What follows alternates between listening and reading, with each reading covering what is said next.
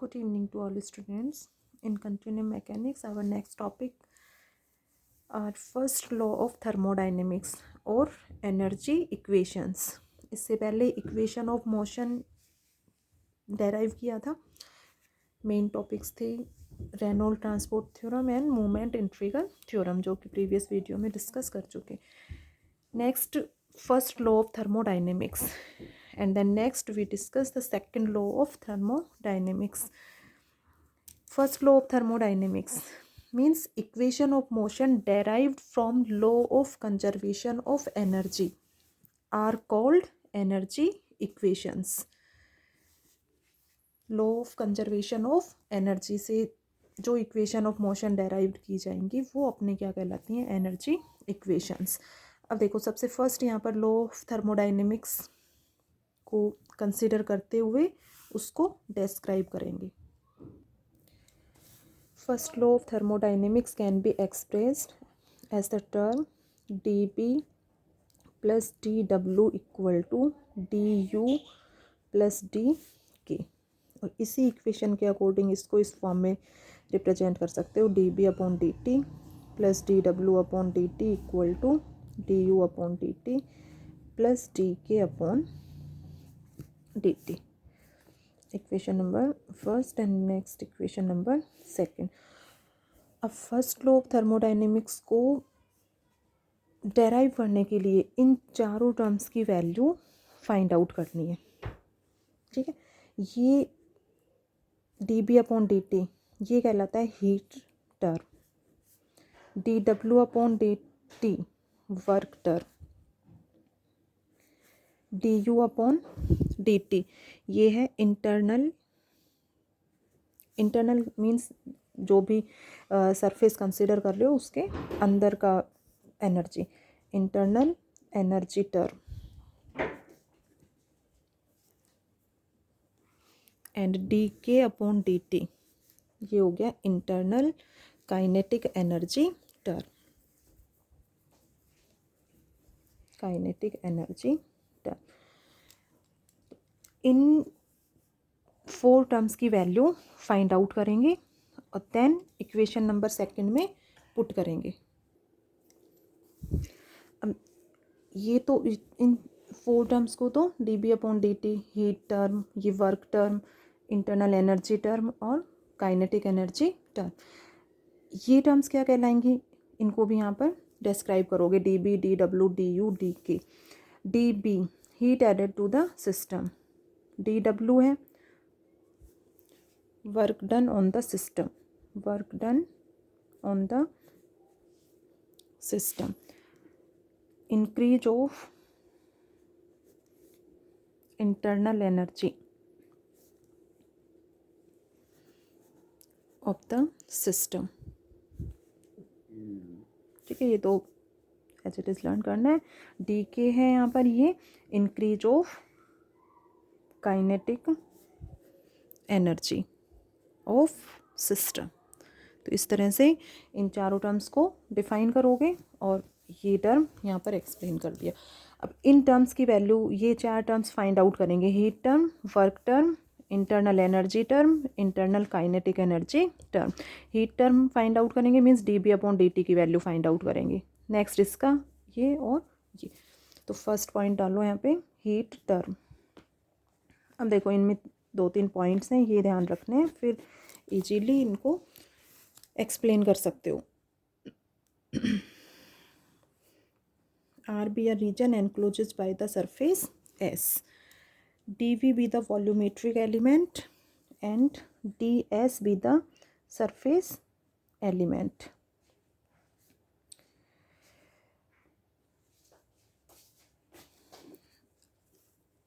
dB upon dt heat term अपने को find out करना है. तो यहाँ पर देखो, ये पर यूनिट एरिया और ये पर यूनिट वॉल्यूम कंसिडर करोगे. ठीक है,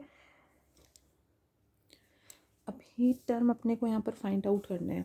तो ये जो सरफेस एस है इसमें अपने को ये देखना है कि हीट ट्रांसफ़र किन किन पॉइंट्स के अकॉर्डिंग होगी. ठीक है, अब इस सरफेस एस में हीट ट्रांसफ़र होगी कंडक्शन और रेडिएशन की अकॉर्डिंग. कंडक्शन और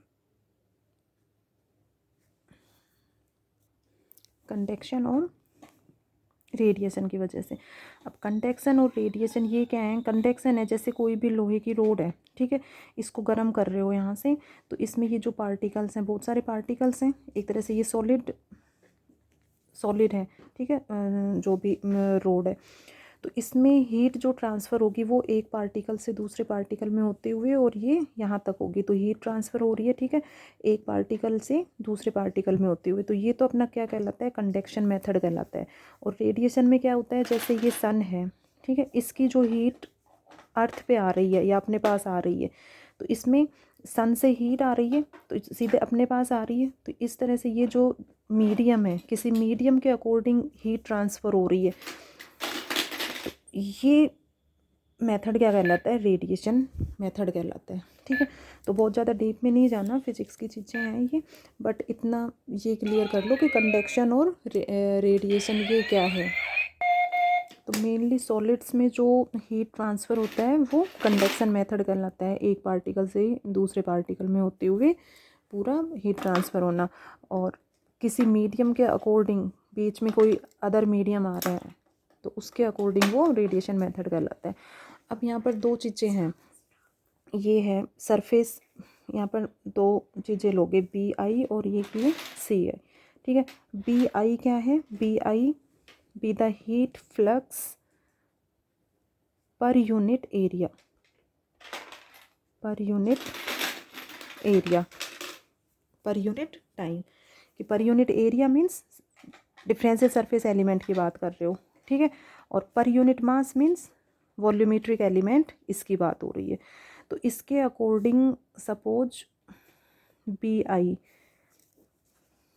ये हीट फ्लक्स है पर यूनिट टाइम में, और इसके according unit normal vector N I be the unit normal vector in outward direction.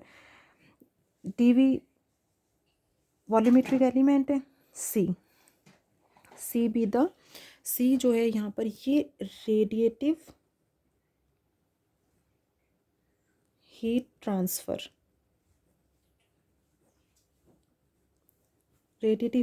है वॉल्यूमेट्रिक एलिमेंट के अकॉर्डिंग, इसको पर यूनिट मास कंसिडर करोगे, पर यूनिट मास कंसिडर करेंगे।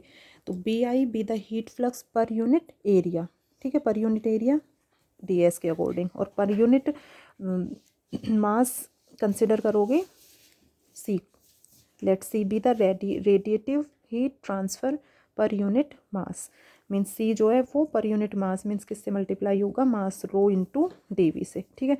वही पूरे रीजन के अकॉर्डिंग फाइंड आउट करेंगे, तो integration over the region R. अब ये आउटवर्ड डायरेक्शन में अपना अप्लाई हो रहा है, इसके जो इंटरनल सरफेस जो है उसके अकॉर्डिंग इंटरनल सरफेस के अकॉर्डिंग जो हीट फ्लक्स होगा वो अपोजिट और इक्वल, तो वो कैंसिल होके और जीरो हो जाता है, तो ओनली हीट फ्लक्स कंसिडर करेंगे आउटवर्ड डायरेक्शन में, इसलिए यहाँ पर लिया है कि B I be the heat flux per unit area per unit time in outward direction, ठीक। तो इसके अकॉर्डिंग ये हीट टर्म फाइंड आउट करेंगे, वो तो नेगेटिव होगा क्योंकि ये आउटवर्ड डायरेक्शन में है, ठीक है, और इसके अकॉर्डिंग जो टर्म लेंगे वो पॉजिटिव फाइंड आउट होगा। तो D B upon D T की वैल्यू जो है वो टू टर्म्स में फाइंड आउट होगी, तो हम next D B upon D T find out करेंगे, तो उसके लिए इसके अकॉर्डिंग कंडक्शन के अकॉर्डिंग कितना हीट ट्रांसफ़र हो रहा है और रेडिएशन के अकॉर्डिंग कितना हीट ट्रांसफ़र हो रहा है, इन दोनों को सम करके किसकी वैल्यू फाइंड आउट करेंगे? Total heat transfer per unit time due to conduction और रेडिएशन। तो इसके लिए अब तीन टर्म्स में इसको फाइंड आउट करोगे।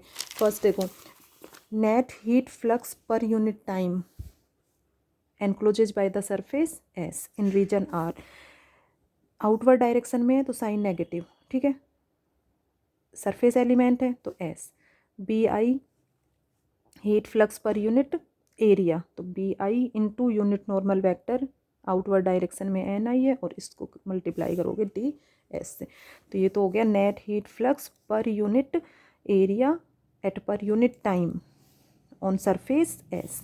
Next, CB radiative heat, then radiative heat transfer according to the volumetric element. Volumetric element के अकॉर्डिंग है तो इंटीग्रेशन ओवर आर सी. सी रेडिएटिव हीट है, पर यूनिट मास कंसिडर करोगे तो मास रो डी वी से इसको मल्टीप्लाई करोगे. ठीक है, rho be the density of volumetric element D V. ठीक है, डिस्क्राइब कर सकते हो. अब total heat transfer per unit time due to conduction और रेडिएशन आर गिवन बाय, इन दोनों को ऐड कर दोगे, उसको रिप्रेजेंट किससे करोगे, D B upon D T से. तो इन दोनों को ऐड कर दो, ये plus C rho D V. Surface integral को वॉल्यूम इंटीग्रल में चेंज कर सकते हो, R B I comma I D V plus R C into rho D V. तो ये अपना डी ये वैल्यू आ गई D B upon D T equal to integration of R C into rho minus B I comma I D V. Next equation number third. तो first D B upon D T find out हो गया. Next second point find out करोगे work done.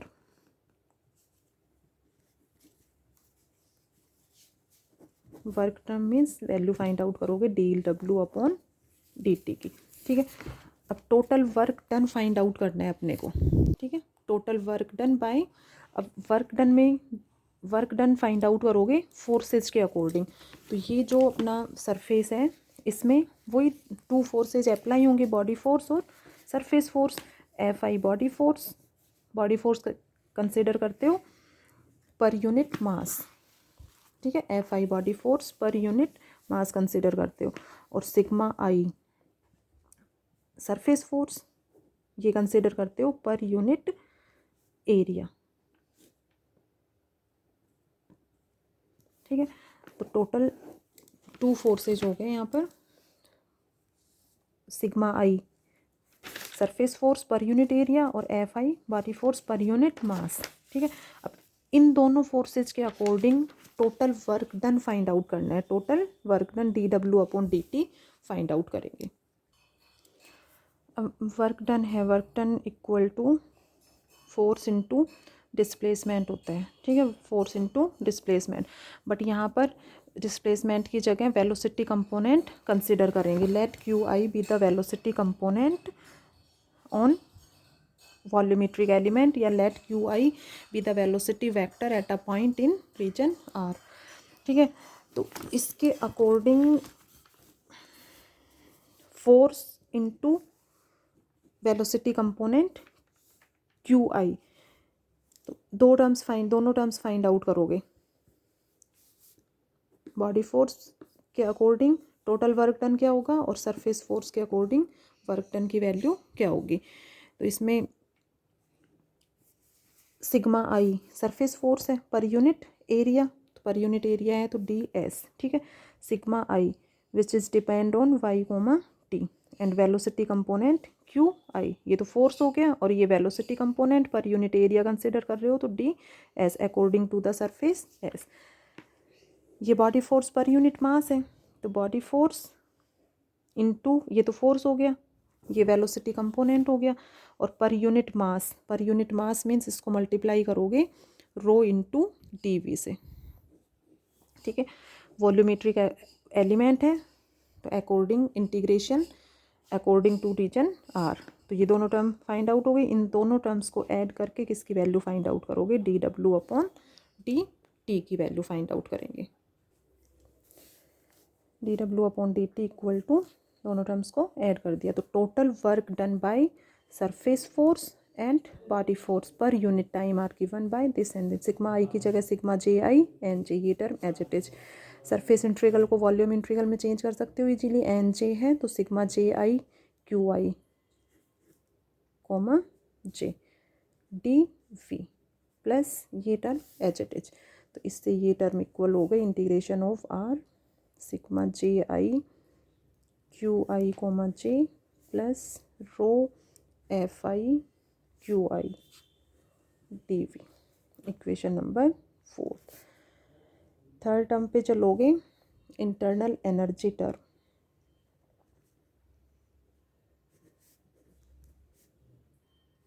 Means किसकी value find out करोगे, D, सबसे first किसकी value find out की थी, heat term, heat term D B upon D T, work term D W upon D T, और next internal energy term D U upon D T, और last रहेगा kinetic energy term D K upon D T. इसके लिए suppose करोगे small U which is depend on Y comma T. Small U energy term है, sigma I, F I सभी किस पे depend करते हैं, वाई और टी, क्योंकि यूलेरियन फॉर्म कंसिडर कर रहे हो। तो U Y comma T be internal energy term, internal energy term per unit mass, ये थोड़ा ध्यान रखना पड़ेगा, पर यूनिट मास। अब पर यूनिट मास बात हो रही है तो acting on the volumetric element D V. Then total energy, total internal energy term D U upon D T equal to D by D T को तो एज इट इज़ रखो, और कैपिटल यू जो है कंप्लीट रीजन के according find out कर रहे हैं, तो integration over the region R, और U Y comma T internal energy term है, पर यूनिट मास है, तो इसको मल्टीप्लाई करोगे रो इंटू डी वी से, तो इक्वल टू इंटीग्रेशन आर, ये हो जाएगा rho into D U by D T, ठीक है, इंटू डी वी। तो only D U upon D T की वैल्यू ये फाइंड आउट हो गई। Next equation number 5, last value find out करोगे D K upon D T, kinetic energy term. Kinetic energy इन सभी जानते हो, K equal to half M V square, ठीक है, ये मास है और ये वेलोसिटी। तो volumetric element D V, volumetric element D V था, ठीक है, उसमें सपोज किया था Q I with the velocity component,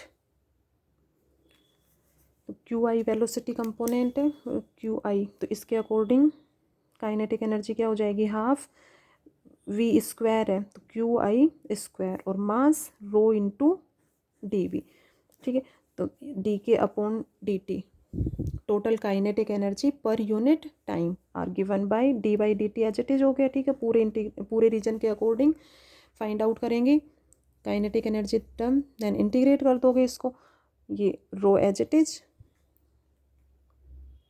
पहले इसकी वैल्यू पुट कर दो के की, K equal to half Q I square है, ठीक है, let Q I square equal to Q square, ठीक है, मैग्नीट्यूड यहाँ पर सपोज किया है, तो Q square half rho Q square D V. अब डिफ्रेंशिएशन करेंगे डी बाई डी टी, तो डी बाई डी टी किसके साथ, रो ये तो कांस्टेंट हो जाएगा, और इसका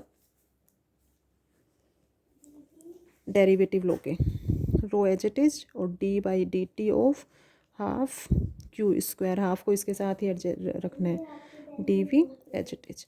तो ये इक्वेशन नंबर 6। अब थर्ड फोर्थ फिफ्थ सिक्स्थ से वैल्यू पुट करोगे इक्वेशन नंबर 2 में, तो उससे first law of thermodynamics find out होगा। देखो ठीक है, इजीली सभी टर्म्स एक्सप्लेन कर दें, D U upon D T, D K upon D T, ये हो गया यहाँ तक टर्म अपना, ठीक है, सभी वैल्यूज पुट कर दोगे, ये हो गया इक्वल टू ये D U upon D T की वैल्यू पुट कर दिया, और ये D K upon D T, ठीक है, तो it is the one form of integral energy equation.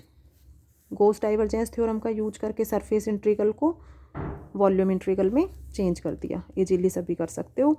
इन दोनों टर्म्स को एक साथ ले लिया, D by D T U plus half Q square, और इन टर्म्स को ये ले लिया, 4 टर्म्स जो है वो, तो ये इजीली सभी सॉल्व कर सकते हो। अब वही since R is arbitrary so integral must be vanish, so this term equal to 0, ये टर्म इक्वल टू 0 होगी, तो यहाँ से इसकी वैल्यू फाइंड आउट कर लो, D by D T U plus half Q square equal to ये term आ गया। ठीक है,